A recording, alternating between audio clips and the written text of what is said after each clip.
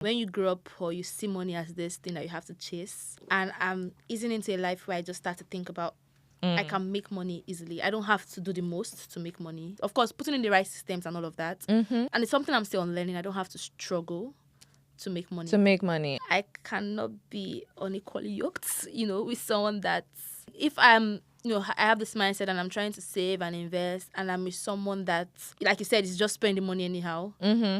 Like, cannot work because it's very easy to slip into bad habits than it is to build Good habits. I think you would achieve financial freedom. Amazing. And I always like to think that there are people that have done it. And people that have done it don't have 10 heads. So why can't I? Welcome to Family Meeting, where Wahala meets small wisdom. Today, we're going to talk about something really, really important to everybody's household. Money matters. If you missed the first part of this discussion, we actually went in on our personal experiences with money and how to level up. And we're going to expand on that leveling up right now. How we level up in work, how to build $1 million in the next how many years? So I don't know. And we have an amazing guest with us here today. Joy, please introduce yourself.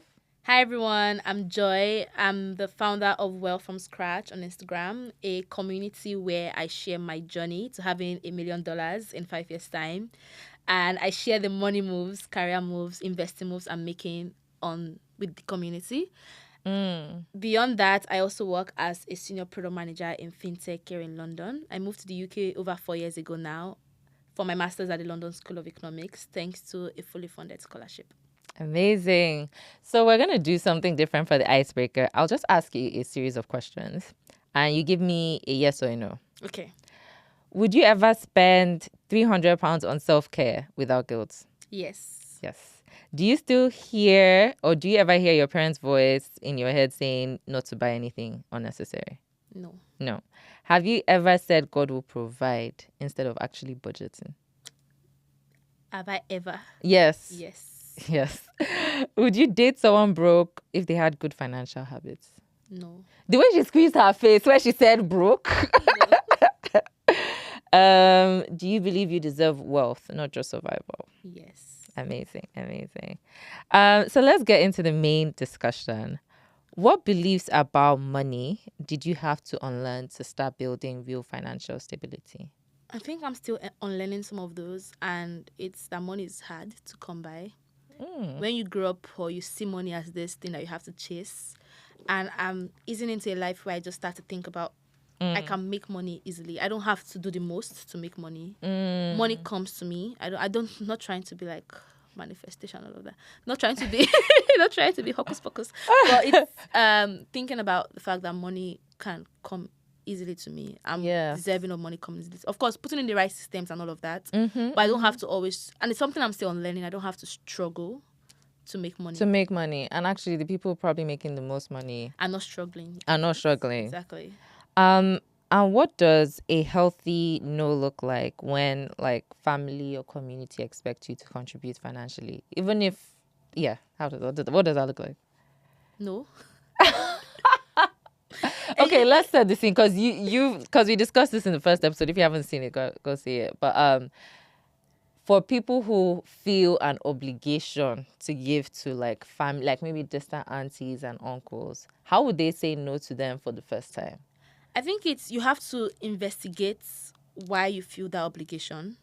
And also, where are you financially? Are you in a position where you're able to help? I was speaking, Microsoft invited me to come speak to some of their early career students, and this was something that came up. And I was describing how I budget my money. So, like, I always have a certain allowance for black tax. Right. So, like, I save, invest X%. I have X% for bills and all of that. Maybe X for fund money. And then I have a tiny percentage for black tax. So, if something actually does come up and it's important and I need to help, like, fine, of course, I want to help. But again, it depends. Like, are they coming back again and again and again? Right. It's something you have to check. And why do you feel a constant obligation to?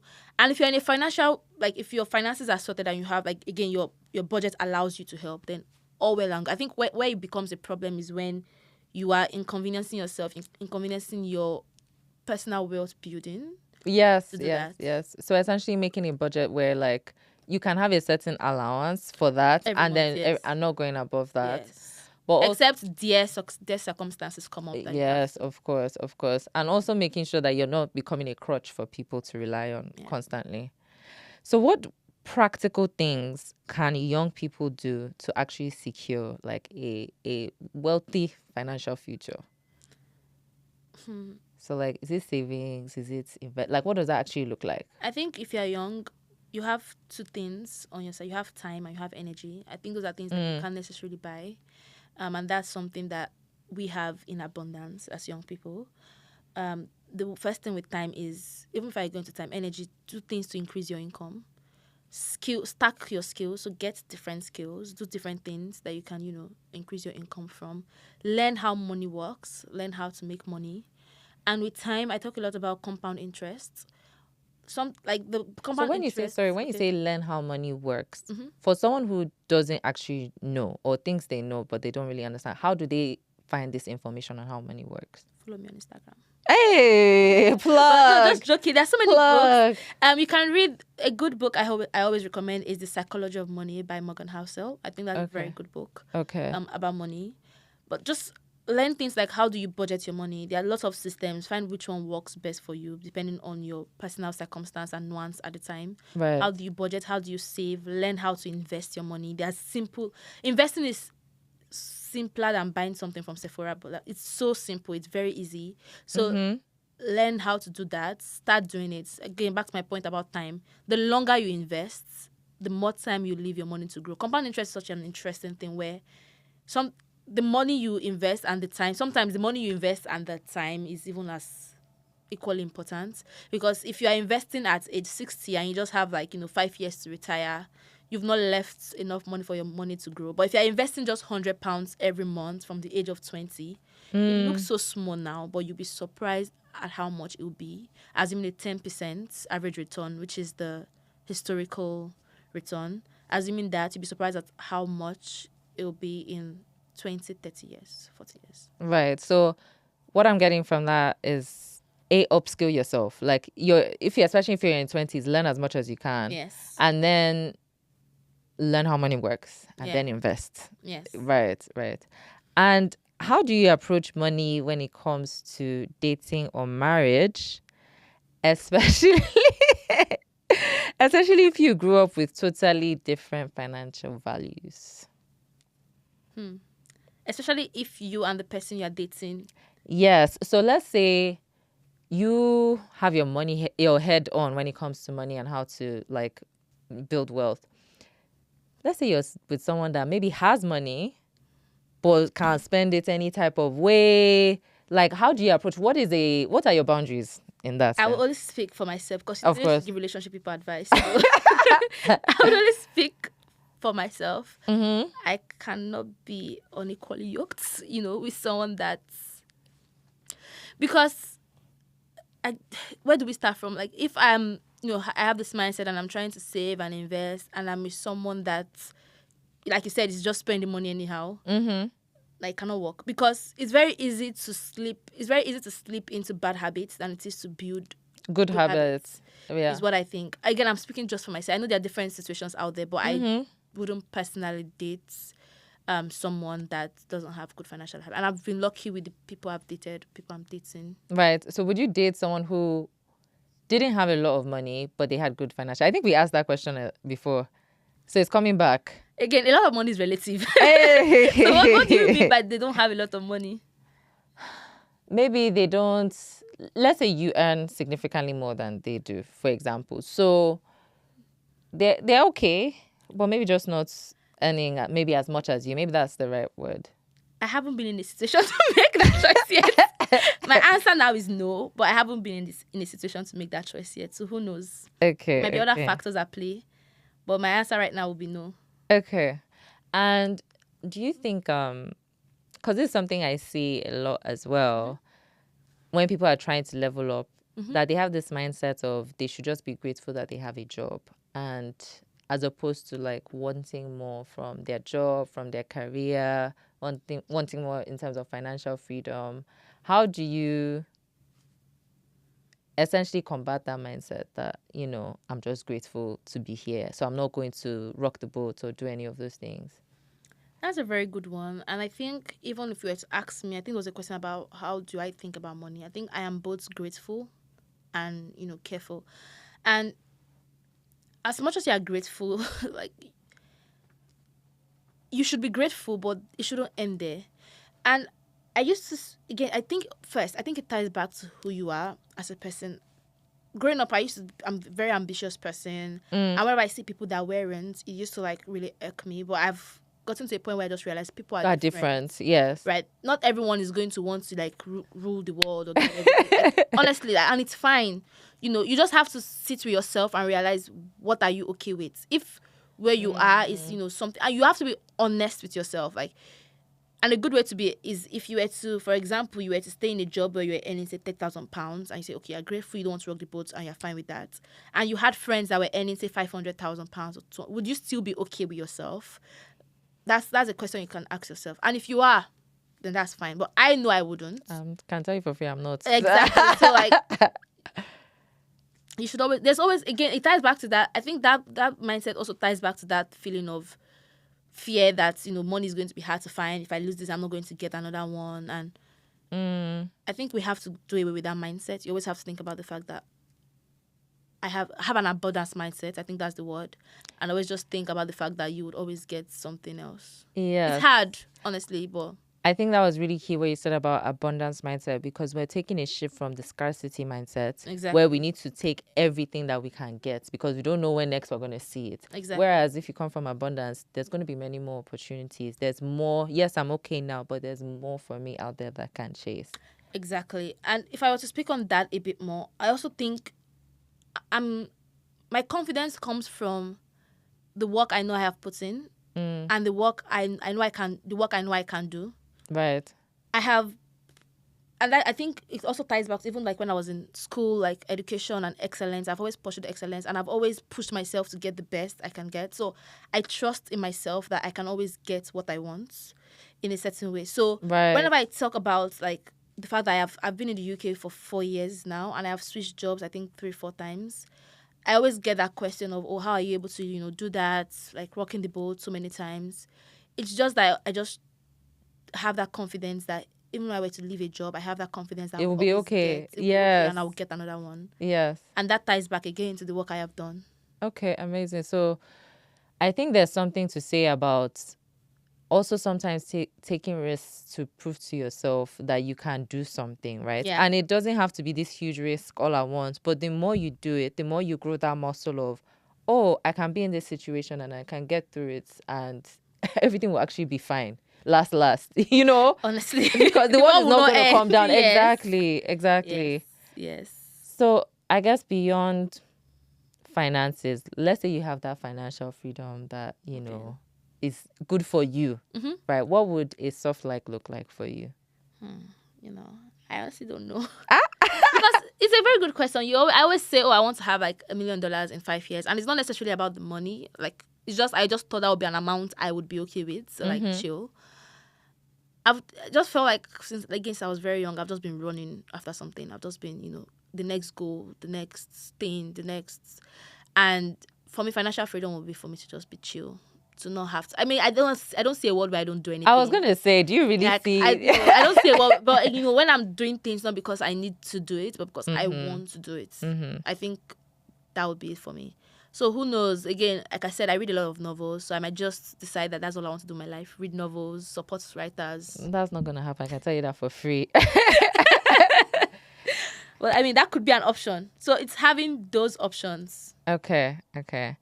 And how do we, I guess, start building legacies? Because we spoke a bit about like what our parents have passed down to us. How do we build legacies for like the next generation and make sure that we're thinking of them and we're building wealth that crosses generations? Right. What things can we do? I think as immigrants, honestly, I think a lot of people that immigrate, they always say they're doing it for their kids. And I think that's such, like, you've brought your kids to like a society that can, support them better. That's one. There's a lot of systems here that you can start to actually invest for your kids as soon as they are born. Like I spoke about the junior ISA in the last episode, where there's like, I think it's a £9,000 allowance, and you can start investing for your kids for 18 years. And by the time they turn 18, they can have almost £500,000. £500,000. £500,000. How much do you have to invest every month? I mean, you don't have to, but if you were to max it out every year, Yeah. and you were investing it consistently for the 18 years, the max allowance is £9,000, I believe. So if you were to invest £9,000 every year for 18 years, assuming it, again, I don't have a calculator here, but assuming 10%. But that's more than double, because, okay, sorry, I was doing the math, but that's a considerable that's amount. how compound interest works. It's very interesting. Like, even sometimes when I put in numbers, because I have one-on-one sessions, and when I put in numbers on a compound interest calculator, I'm always shocked by the numbers. It just shows just what time can do. Again, not to go too much technical into investing, but it's a substantial amount of money if you actually just invest for your kids as soon as they are born. The max, again, because people always get confused with this, the max is £9,000. It doesn't mean you have to do £9,000 every year, but even you can start small, even if it's £20 every month, £30 every month that you can put in for your kids. That's a way to start. Ensuring that your kids have a good education, building confidence in your kids. Right. I think those are ways to invest in your kids. Okay, amazing. And actually, I had to go in on the immigrates point that you made, because we both like listen to Lamide, right? Yeah, yes, we do. And so I guess, and she's immigrated a few. For those who don't, she's immigrated to a few countries. There was obviously first UK, but there's Dubai. I think there's South Africa as well. Yeah.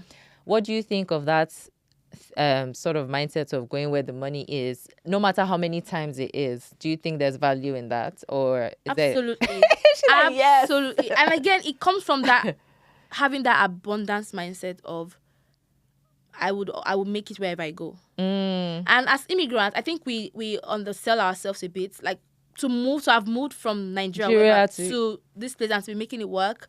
It shows, again, even to be born in Nigeria, like to have there's a certain level of resilience that you actually have to build. So it's hard, of course, but like I absolutely buy the idea of going where there's a term I used in a video, geographical arbitrage, which is going where arbitrage. Okay. Yeah, going where the opportunities are, going where the money is for where you are right now. Right. And one thing that I've noticed is that even if you wanted to come back to the UK, they value that international experience and that worldliness. At least the companies that are paying the big bucks, because those are the international ones. Right. So they value that level of, world knowledge. Exactly. And exposure.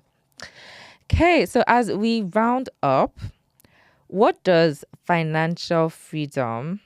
Oh, we've actually kind of covered this, actually. Yeah. I guess for you, financial freedom is like just taking a little bit of a break. Is that? Yeah, it's peace of mind. It's having peace of mind. It's having my money work for me. So I always have money coming in without having to actively work for it. So I guess for those listening in, after you reach your $1 million goal, right? For the fans out there, what would be the next big thing that you're moving on to?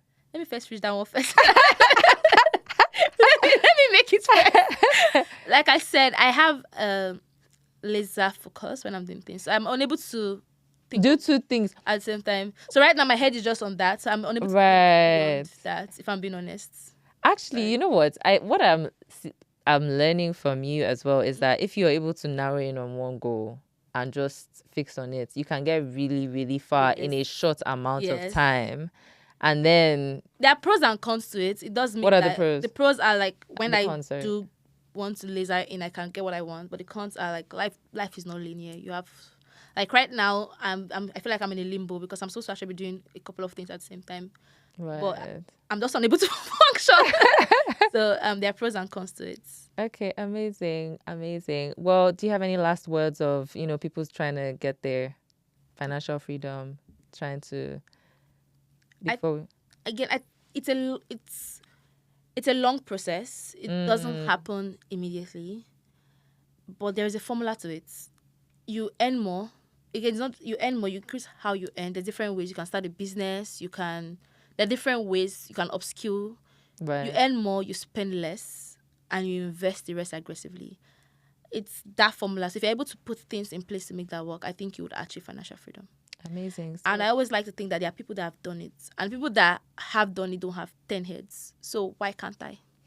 Sorry, that was something they used to tell us growing up. Your friend is getting A+. Why you don't? They don't have 3 heads. You should do it as well. So yes. So guys, after this, you should be able to get to your $1 million in 5 years. That's all I gotta say. Who are the guys? Joking. But thank you for Again. Yes. Don't pressure anybody.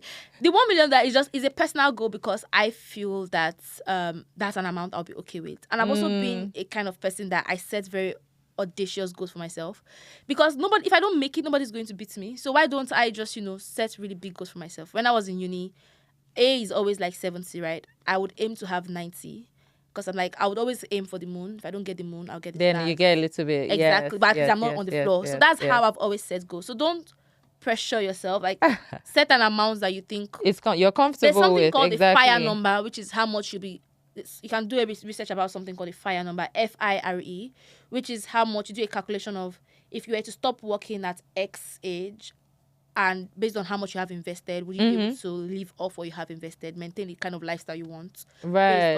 Based off so you can. There are a lot of calculators called FIRE calculators, so you can check that out as well to figure out your number. Okay. But that was just my number. Okay. Amazing. Well, thank you, Joy, Thank for you being having here. me. Thank you for everyone for tuning in. Please listen to the first part of this discussion as well as this one. Thank you. Thank Have a you. lovely day. Bye. Bye.